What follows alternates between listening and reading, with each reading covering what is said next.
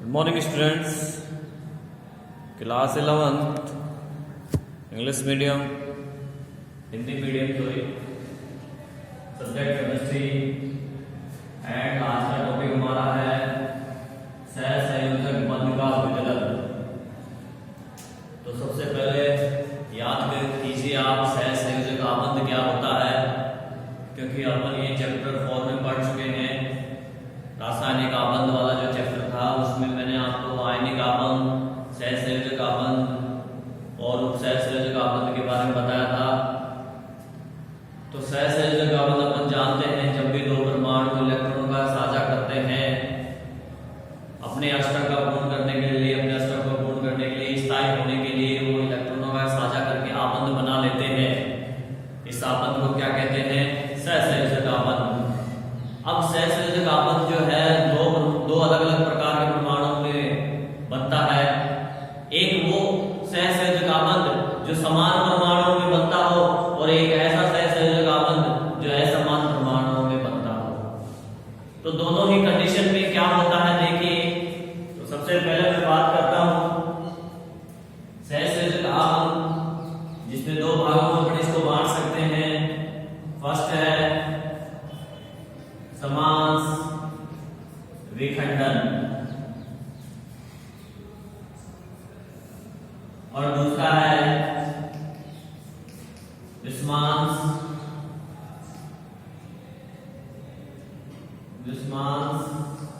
विखंडन।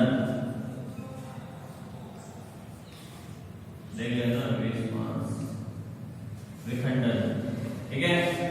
तो समांश विखंडन में देखो क्या होता है। समांश विखंडन में क्या होता है, या समांश विदलन भी बोल सकते हो आप इसको विदलन लिख सकते हो विखंडन की जगह। तो समांश का मतलब है जब सहसंयोजक आबंध दो समान परमाणुओं में बना हुआ हो, दो समान परमाणुओं के मध्य बना हुआ हो सहसंयोजक आबंध है। तब जब समान परमाणुओं के मध्य सहसंयोजक आबंध बना हुआ होगा तो इसका मतलब ये हुआ कि इन दोनों परमाणुओं की विद्युत ऋणता समान है, क्योंकि दोनों परमाणु है एक। जब परमाणु एक है तो इन दोनों की विद्युत ऋणता भी समान नहीं होगी। तो विद्युत ऋणता समान होगी तो जब ये आबंध टूटेगा तो ये अपना इलेक्ट्रॉन लेके अलग होगा और ये अपना इलेक्ट्रॉन लेके अलग होगा, अर्थात मुक्त मूलक का निर्माण होगा। मुक्त मूलक बोलते हैं इसको, मैं बताऊंगा आगे इस डेफिनेशन में। सब थोड़ा सा बता दो आपको कि परमाणु के ऊपर अगर वाहकम कोष में, यानी परमाणु को ऊपर वाहकम कोष में बोल दीजिए, या परमाणु के ऊपर अयुग्मित इलेक्ट्रॉन उपस्थित है तो वह मुक्त मूलक कहलाता है। अयुग्मित मतलब 1 3 ऐसे, तो मुक्त मूलक का निर्माण होता है। तो समांश विखंडन होता है समान परमाणुओं के मध्य बना हुआ सहसंयोजक आबंध, और जब वो टूटता है तो मुक्त मूलक का निर्माण होता है, क्योंकि अपने अपने इलेक्ट्रॉन लेके ये पृथक हो जाते हैं। इसी प्रकार से एक और एग्जांपल आप देख सकते हो। ये तो H2 का एग्जांपल था, अब मैं आपको Cl2 का एग्जांपल दिखाता हूं। Cl इनके मध्य सहसंयोजक आबंध बना हुआ है, और जब ये आबंध टूटेगा तो ये अपना मुक्त मूलक लेके अलग हो जाएगा, ये अपना मुक्त मूलक लेके अपना इलेक्ट्रॉन लेके अपने इलेक्ट्रॉन लेके अलग होंगे, बिकॉज़ ये दोनों की विद्युत ऋणता समान है। जब विद्युत ऋणता समान होती है तो आपको पता है सहसंयोजक आबंध के अंदर जो भाग लेने वाले इलेक्ट्रॉन हैं वो अपने अपने कक्षकों में जाएंगे, अपने अपने परमाणु के साथ जाएंगे, ठीक है। तो यहाँ पे भी यही हो रहा है कि विद्युत ऋणता समान होने के कारण ये अपने अपने इलेक्ट्रॉन लेकर पृथक हो जाते हैं और मुक्त मूलक का निर्माण करते हैं। तो इस प्रकार का विखंडन समांश विखंडन कहलाता है। विषमांश विखंडन की अगर बात करें तो नाम से ही पता चल रहा है, विषमांश यानी विषम। इसमें क्या होता है, सहसंयोजक आबंध विषम परमाणुओं के मध्य बना हुआ होता है, विषम असमान परमाणुओं के मध्य। फॉर एग्जांपल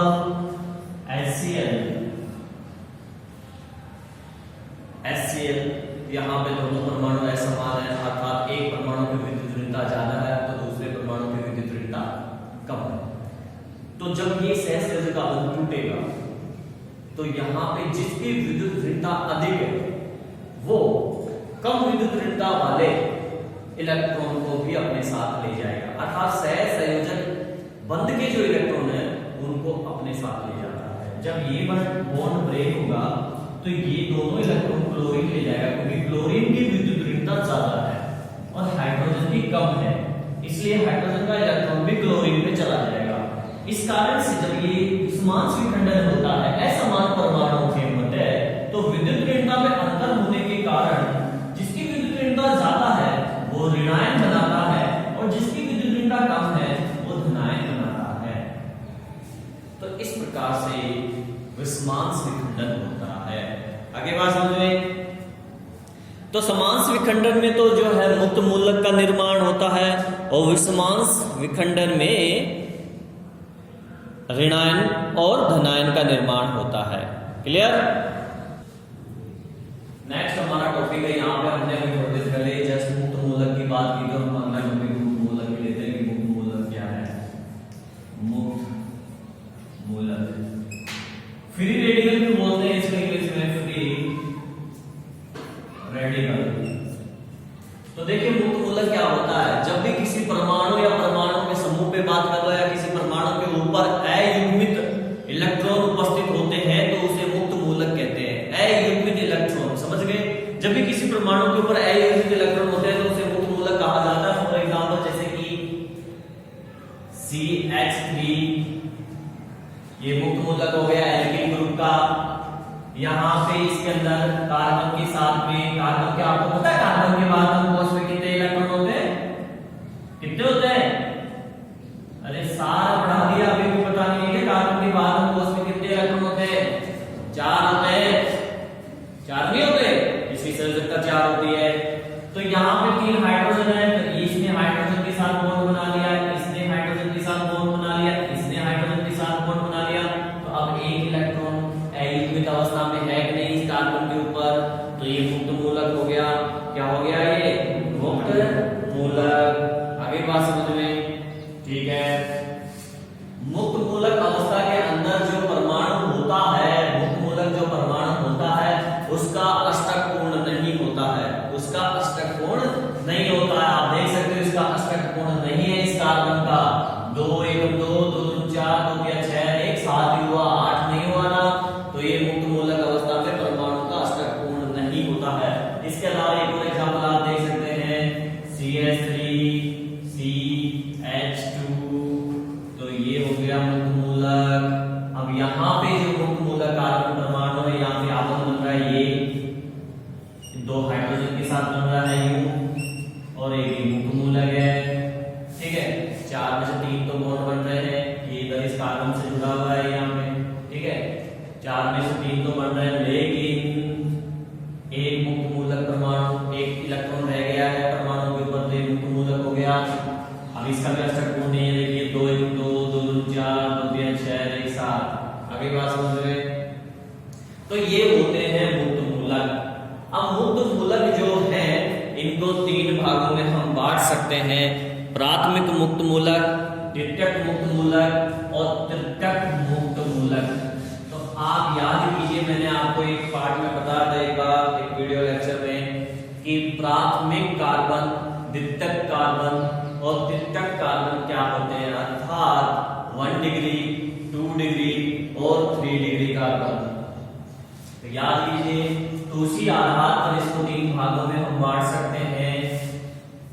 प्राथमिक मुक्त मूलक, मुक्त मूलक, दूसरा हो गया द्वितीयक मुक्त मूलक, मुक्त मूलक, और तीसरा हो गया तृतीयक मुक्त मूलक। ठीक है, अब प्राथमिक मुक्त मूलक का मतलब है 1 डिग्री कार्बन पर, 1 डिग्री कार्बन पर अगर मुक्त मूलक उपस्थित है तो उसे प्राथमिक मुक्त मूलक कहते हैं। तो अभी जो मैंने एग्जांपल लिया था वो प्राथमिक मुक्त मूलक है ये। इसके अलावा ये भी प्राथमिक मुक्त मूलक है। देखिए ये 1 डिग्री कार्बन है, 1 डिग्री कार्बन वह कार्बन जो कि केवल एक ही परमाणु से आबंध बना के रखता है डायरेक्टली, उसे 1 डिग्री कार्बन कहते हैं। तो इस पे मुक्त मूलक है, तो ये प्राथमिक मुक्त मूलक हो गया। इसी प्रकार से ये हो गया। तो ये भी प्राथमिक मुक्त मूलक कहलाता है। और द्वितीयक मुक्त मूलक में बात करें तो 2 डिग्री कार्बन परमाणु पर अगर मुक्त मूलक उपस्थित है, अयुग्मित इलेक्ट्रॉन उपस्थित है अगर 2 डिग्री कार्बन परमाणु पर, तो उसे द्वितीयक मुक्त मूलक कहते हैं।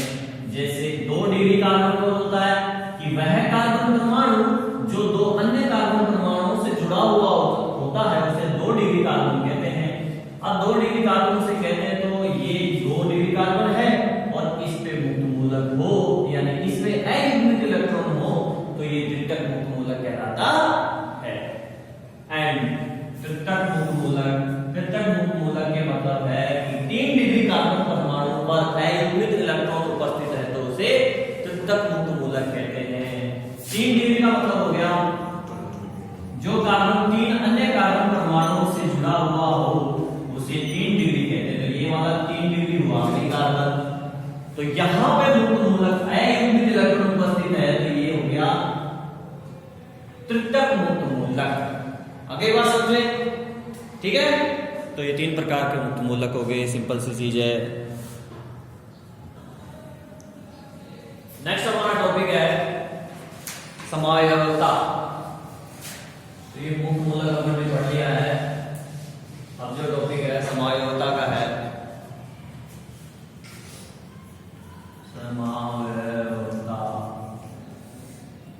देखिए समायवता का जो टॉपिक है अब वो 12th में भी है आपके आरबीएससी सिलेबस में, एनसीईआरटी में नहीं है।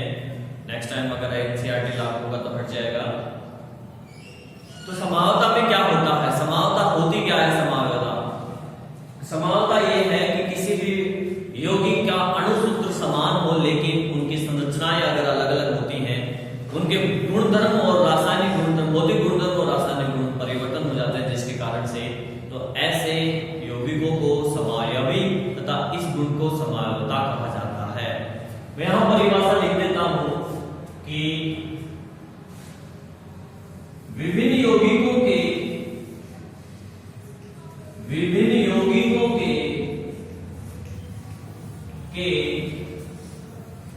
अणुसूत्र समान हो लेकिन संरचना सूत्र अलग अलग हो तो इनके भौतिक व रासायनिक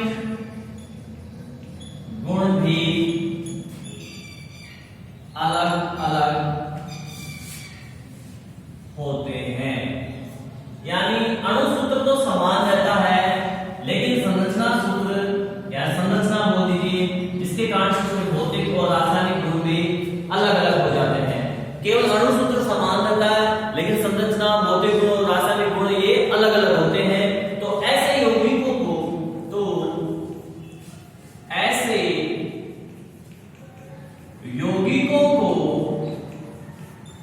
समावयवी तथा इस गुण को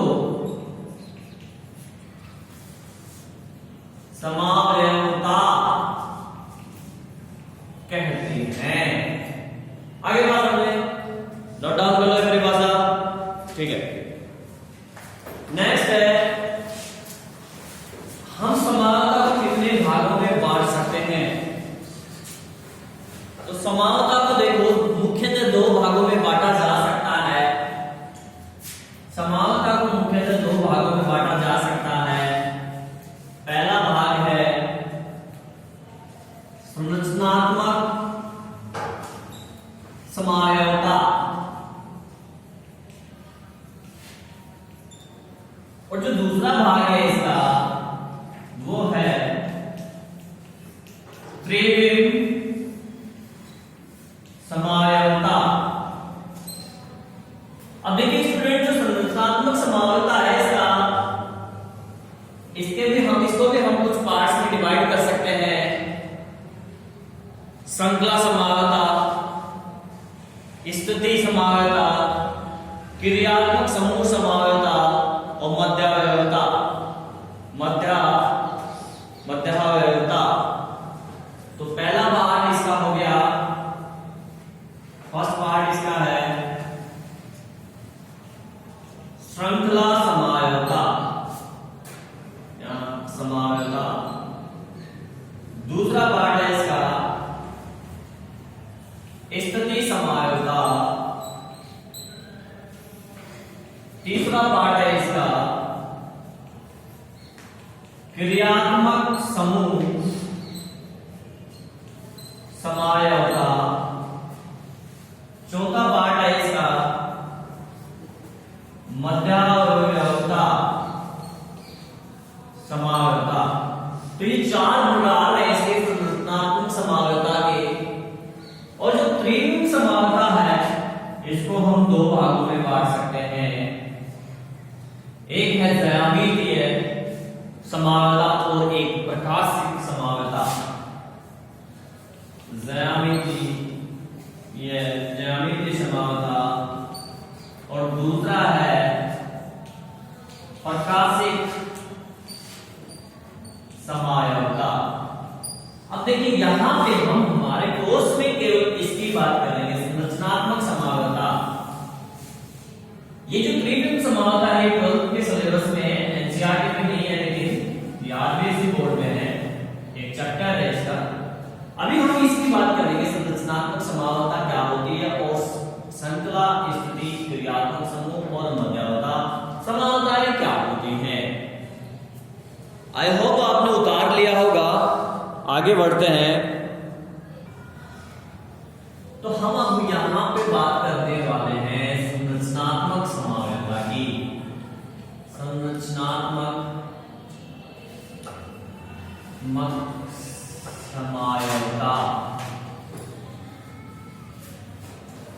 समावयवता की देखिए संरचनात्मक समावयवता क्या होती है। संरचनात्मक समावयवता आप लिख लेना चाहे तो नोट और वीडियो पॉज करके लिख लेना।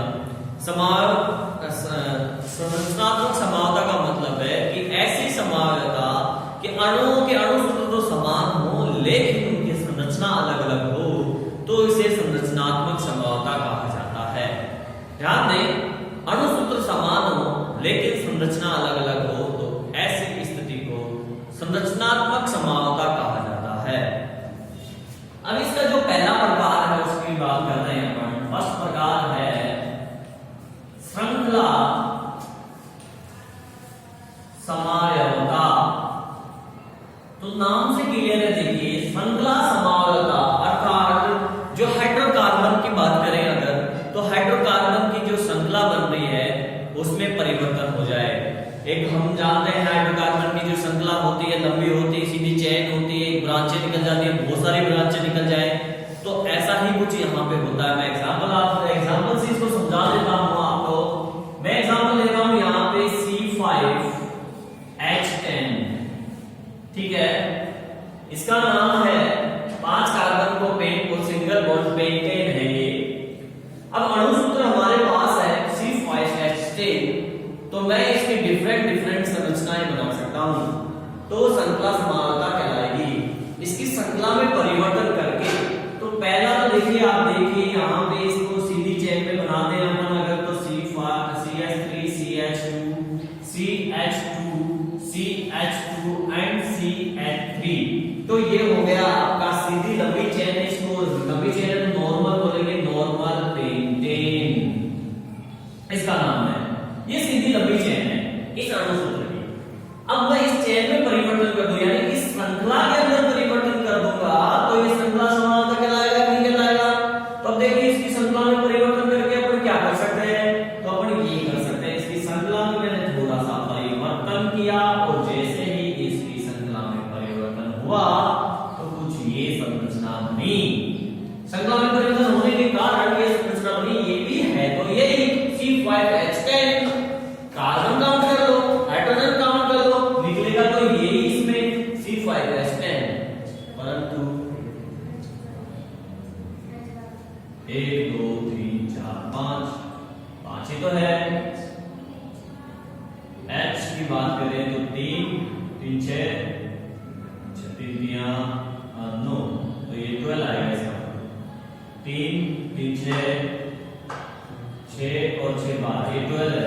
यहाँ पे 12 आएगा, ठीक है, तो ये भी 12 है और ये भी 12। 3 3 6 3 9 और 3 12, ठीक है। अब आप देखिए यहाँ पे संख्या में परिवर्तन करने से इसका नाम क्या हो जाएगा? आइसो कंडीशन है कि नहीं है, इसका नाम हो जाएगा आइसो पेंटेन, ठीक है। इसी प्रकार से और परिवर्तन करते हैं अपनी बात, ऐसे कर दूं मैं इसको, इसी में सूत्र वही रहेगा।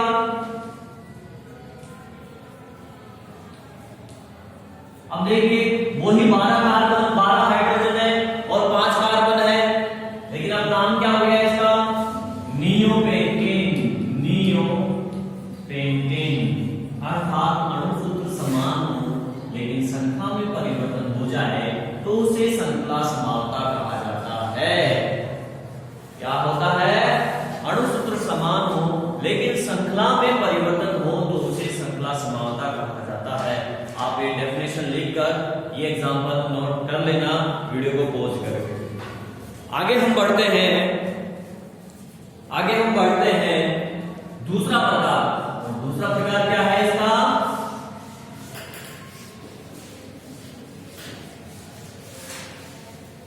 दूसरा प्रकार है इसका स्थिति समावयता। देखिए स्थिति समावयता दूसरा प्रकार है, इसमें क्या होता है?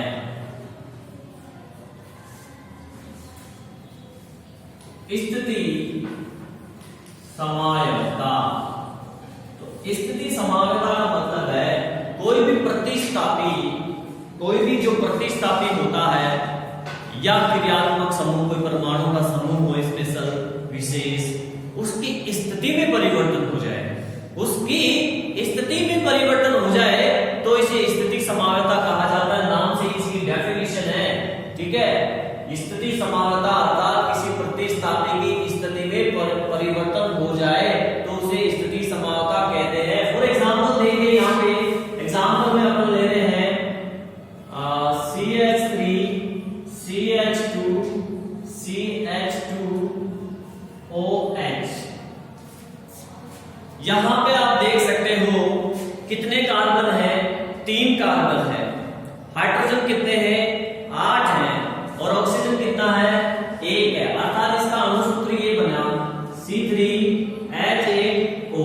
ये तो अणु सूत्र है, ठीक है ना, जिसको मैं इस प्रकार से लिख सकता हूं CH3 CH2 CH2OH। तो अब आप यहां देख सकते हो कि यहां पे ये OH समूह जो है वो श्रृंखला के एंड में है। अगर मैं इसकी स्थिति में परिवर्तन कर दूं, यहां से हटा के कहीं दूसरी जगह लगा दूं तो स्थिति समानता उत्पन्न हो जाएगी। जैसे एक स्थिति ये हो गई, दूसरी हम इसको यूं कर सकते हैं OH। अब यहां पे अगर काउंट कर रहे हैं अपन 1 2 3 कार्बन है, 3 3 6 7 8 हाइड्रोजन है और 1 ऑक्सीजन है। अणु सूत्र वही है, लेकिन इस प्रतिस्थापी या क्रियात्मक समूह या कोई समूह परमाणु का इसकी स्थिति में परिवर्तन हो रहा है, तो ये हो गया आपका स्थिति समावयता। आगे बात समझें। तीसरा प्रकार है क्रियात्मक समूह समावयता। क्रियात्मक समूह समावयता में देखो क्या होता है, यहां पे बता देता हूं। 3 नंबर है हमारा क्रियात्मक समूह समावयता।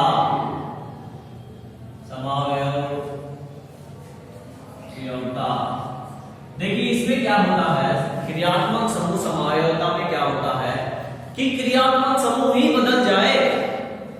एक क्रियात्मक समूह दूसरे क्रियात्मक समूह में परिवर्तित हो जाए तो उसे क्रियात्मक समूह समावयता कहा जाता है। ध्यान दें, इसमें और इसमें फर्क ये है कि स्थिति समावयता वह होती है जिसमें कोई प्रतिस्थापी, कोई क्रियात्मक समूह या कोई समूह परमाणु का उसकी स्थिति में परिवर्तन हो, वो एक जगह से दूसरी जगह बदल जाए, वो शिफ्ट हो जाए, तो उसे तो बोलते हैं स्थिति समावयता। और क्रियात्मक समूह में क्या होता है कि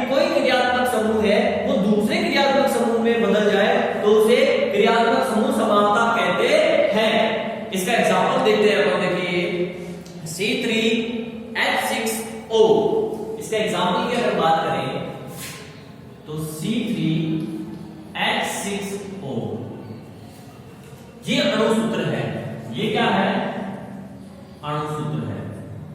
अब इसको हम एक तरीके से ये लिख सकते हैं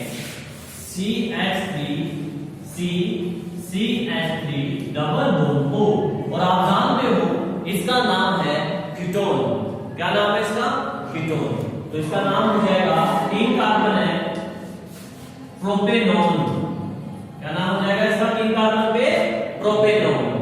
ठीक है, अरे कीटोन का अणु कौन होता है, 1 2 3 प्रोपेनॉन हो गया। तो यहां पे जो क्रियात्मक समूह आपको नजर आ रहा है ये कीटोनिक है, कीटोनिक ग्रुप है, कीटोन है। अब इस क्रियात्मक समूह को हम दूसरे क्रियात्मक समूह में चेंज कर दें, तो चेंज करें तो CH3 CH2 COH। अब CHO क्या होता है, एल्डिहाइड। क्या होता है, एल्डिहाइड होता है नहीं, तो ये तो एल्डिहाइड ग्रुप है, ये कीटोनिक ग्रुप है, लेकिन अणुसूत्र वही है, 1 2 3 कार्बन, 3 और 3 6 हाइड्रोजन और 1 ऑक्सीजन। अणुसूत्र वही है, लेकिन देखो यहाँ पे तो प्रोपेनॉन है, और यहाँ पे ये हो जाएगा 1 2 3 प्रोपेनॉल। एल्डिहाइड में क्या हो जाता है, प्रोपेनॉल, एल लग जाएगा, प्रोपेनॉल। तब इसके गुणधर्म तो अलग हैं, इसके गुणधर्म अलग होते हैं, है कि नहीं? तो परिवर्तन हो गया, समानता उत्पन्न हो गई। समानता यही होती है, अणुसूत्र समान है लेकिन भौतिक गुणधर्म और रासायनिक गुणधर्म अलग अलग हो, है कि नहीं? तो यहाँ पे क्रियात्मक समूह एक रूप से दूसरे क्रियात्मक समूह में बदल गया है, इसलिए इसे क्रियात्मक समूह समानता कहा जाता है। और लास्ट हमारा है मध्यावता, यानी ऐसा क्रियात्मक समूह जिसमें विभिन्न एल्किल श्रृंखलाओं के कारण समानता उत्पन्न हो जाती है, तो उसे मध्यावता कहते हैं। तो 4था प्रकार हम बात करते हैं मध्यावता समूहता की।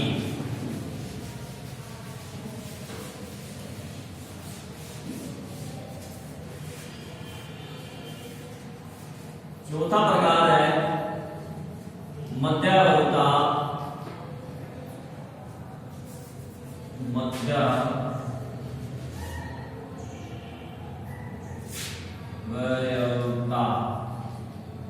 समावता।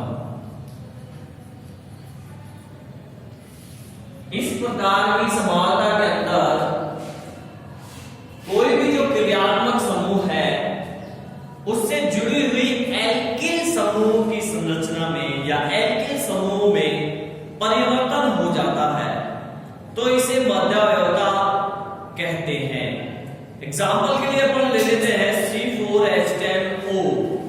C4H10O, तो अब ये अणुसूत्र है, इसको मैं देखिए ईथर बनाता हूं मैं, तो ये CH3 CH2O CH2 CH3, तो यहां पे एक ईथर है।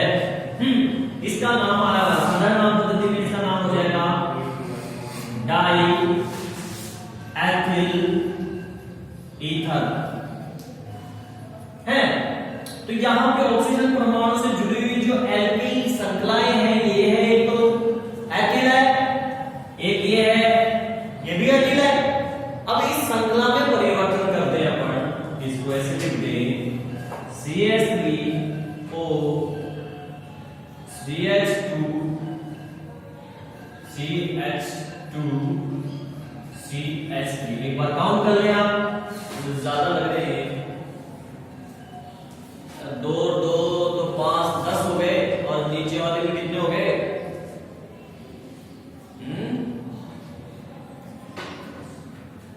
10 है क्या, ठीक है ना, सही है फिर।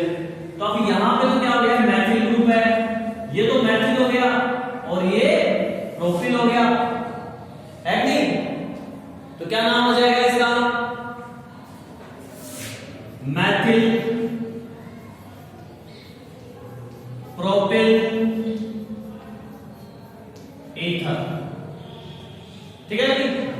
तो देखो यहां पे एल्किल श्रृंखला में दोनों तरफ एथिल था, लेकिन यहां पे एल्किल श्रृंखला में परिवर्तन हुआ, जिससे एक तरफ मैथिल और एक तरफ प्रोपिल आया, और जिससे इसके भौतिक गुणधर्म और रासायनिक गुणधर्म बदल गए। अतः ये मध्यावता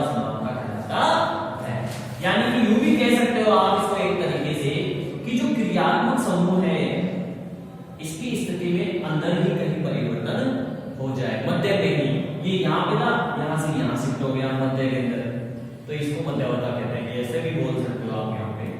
तो चीज वही है, अनुसूत्र तो इसका भी यही है और इसका भी यही है सेम। तो ये होता है समावता, संरचनात्मक समावता के प्रकार। त्रिविम समावता हमारे सिलेबस में नहीं है।